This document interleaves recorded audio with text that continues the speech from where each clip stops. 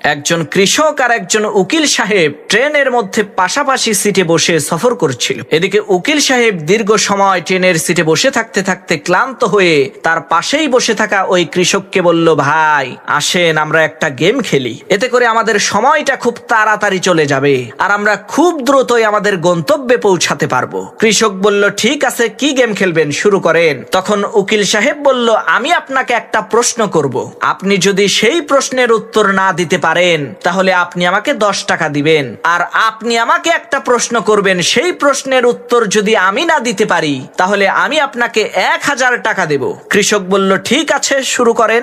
উকিল সাহেব প্রথমে প্রশ্ন করলো, ভাই বলেন তো পৃথিবী থেকে চাঁদের দূরত্ব কত? উকিল সাহেবের এই প্রশ্ন শুনে কৃষক কোনো কথা না বলে চুপচাপ পকেট থেকে 10টা টাকা বের করে সেই উকিল সাহেবকে দিয়ে দিল।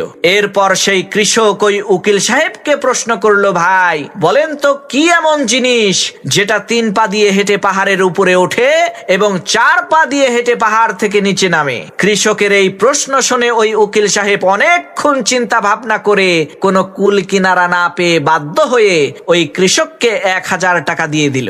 এরপর ওই কৃষককে জিজ্ঞেস করলো, ভাই এই প্রশ্নের উত্তরটা কি বলেন তো?